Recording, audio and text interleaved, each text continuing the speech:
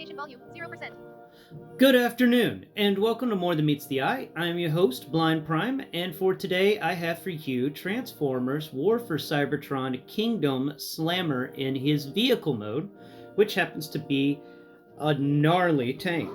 Look at this awesome guy. Talk about tanks, you're welcome. Yeah. Tanking it to the next level. Alright, so before we really get into this and talk about, one of my favorite things in Transformers, which is transforming tanks, please go below and do all those things everyone else asks you to do. With your help, we can raise awareness for the blind. Alright, let's talk about Slammer. So first off, let's bring in the little handy-dandy Lego measuring mat. And we're going to plug him right there, and it's going to be 12 studs long. Look at that, he's 12 studs long. And then we're going to move over here, and we're going to measure his width. And his width is 1, 2, 3, 4, 5, 6, 7. 7 studs wide. 1 stud less than the average. I have found an interesting thing with this War for Cybertron line. And if you didn't know, I actually may be able to do a video on it soon. The Lego roads actually work very well with this line of War for Cybertron toys. Most of the Lego roads are built for vehicles that are 8 studs wide. And most of the War for Cybertron vehicles are between 6 and 9 studs in width. I mean, the 9 stud ones are going to be difficult, but the majority of them can drive on the road no problem. I just wanted you to know that. I should really do a video on the Lego road bits. The new ones that they came out with in 2020, which are quite excellent. Let's do a couple of comparisons. We've got my friend Warpath here. Warpath is the other deluxe tank from the Kingdom line. You can see Warpath is, he's a pretty awesome tank by himself. He actually is about the same size. He's probably 13 studs long, but 12 to 13, probably 12 and a half. So he's very similar size to Slammer here. In their width department, Warpath wins the 8 stud wide award, because he's just a little bit wider than Slammer. Warpath, of course, has got the nice spinny turret, and Slammer, sadly, his turret does not spin. It does rotate just a tad bit, but then the ends fall off. It doesn't spin. It is no spinning turret, which is the biggest negative to this turret. Straight up, biggest negative to this turret. Okay. Go away, Warpath. We'll bring out Impactor for another example of a deluxe tank. This deluxe tank being from Siege. As you can see, there's a good, or you can't see. Slammer is shorter than Impactor, and Impactor and Slammer are the same width. Wow, they are the same width. That's pretty neat. All right, put Impactor away, and we'll talk about Slammer. So, Slammer is, I've discussed his plastic in the previous video, but I'll talk about it again. It's a mixture of that nice, glorious Kingdom plastic and that Earthrise plastic that I absolutely despise. Though I'm glad to see in the Kingdom line they're doing away with that plastic more and more. I don't know what that plastic is, but it feels wrong. The molding on the tank mode is quite excellent for a tank mode. I have to say, this is, next to Warpath, this is my favorite tank mode now. I do not like Impactor's tank mode in comparison. Even if the turret doesn't spin, this is one awesome tank. This is a good tank. I like Slammer's tank mode. He's got, of course, the when it comes to movability, things that move, articulation, his turret goes up and down. Since it's actually kind of his arms shoved in there, his turret can actually bend twice. So you can get in that position of it just hovering above the rest of the tank. I call this battle mode. Or you can fold the arms down and lay the barrel flat on the ground, or flat on top of the tank, and I call this travel mode. The tank's got these cool little missile pods in the back that are lined up quite excellently across his back. He's got 8 of them. So, anyone sneaking up on Slammer from the rear is going to have a bad day. There's nothing worse than a tank that can shoot missiles from its rear and cannons from its front. There's no winning on this guy. You're going to have to come at him on the side because his turret can't spin. That's his weakness. But it looks like he's got some pretty good side armor there. The siege port wise on this, he's got 1 and 2. because of his feet. There doesn't seem to be any more siege ports in the vehicle mode, and as Kingdom goes, the majority of the time you will find one siege port. Let's take a look. Even him right here, our freaking Impactor friend. I mean, our Warpath friend. He doesn't have any. That's a big negative in my opinion on figures. It's honestly why this guy here, even though I love him so much, he didn't even get close to figure of the year for my collection. I love the Warpath, but no siege ports, no go for me on Transformers. Like, give me some siege ports, man. Give me some siege ports. I'm gonna take the white shields that come with Jetfires, the Commander class Jetfire, and plug them in on the sides here. I think that would look very nice. Or Jetfire's guns just on either side.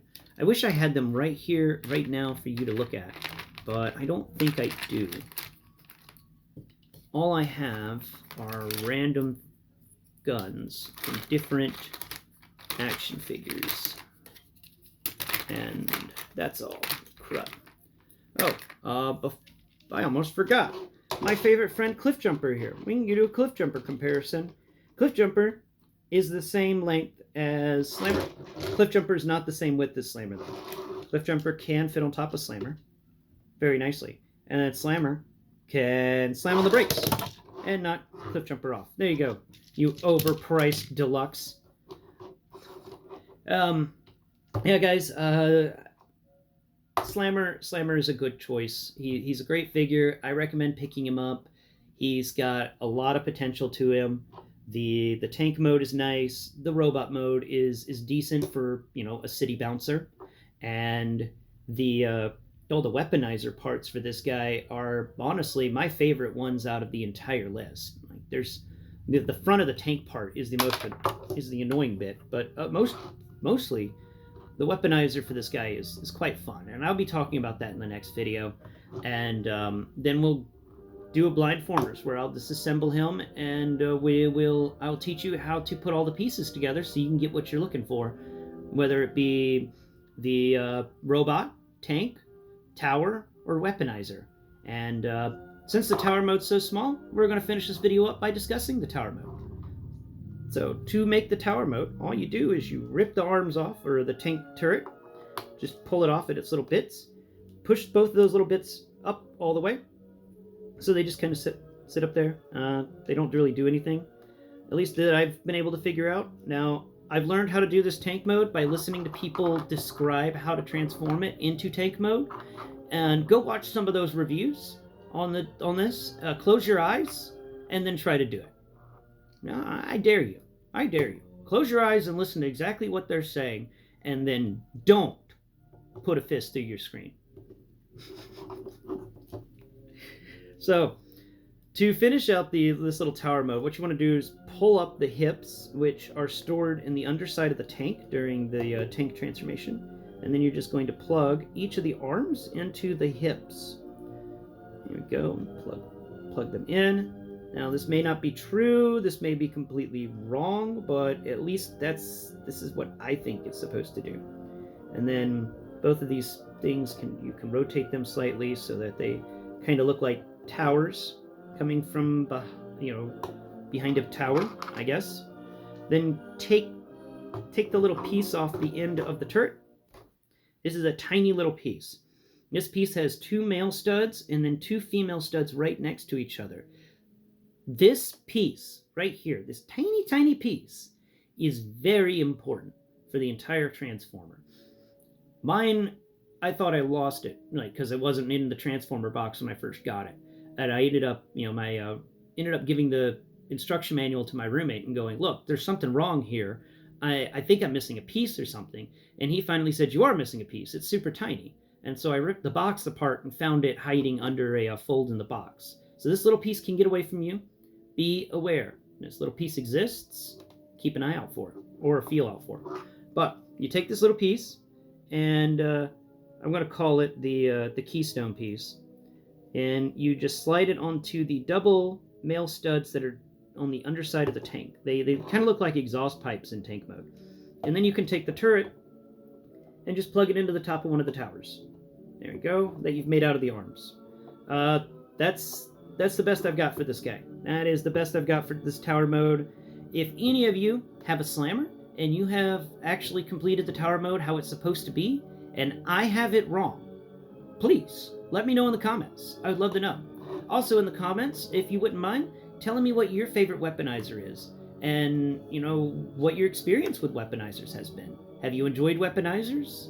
Do you want to see them continue, or did you think it was a stupid gimmick and you're glad that it's gone?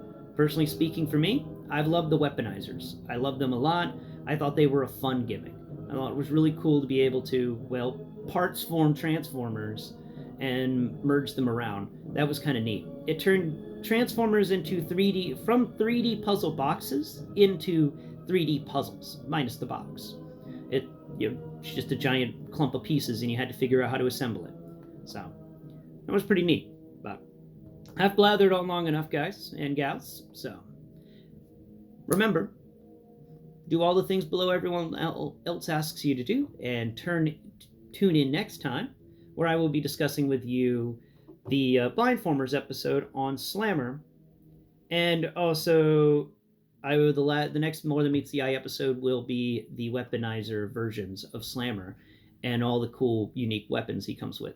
All right, well, until next time, bye-bye for now.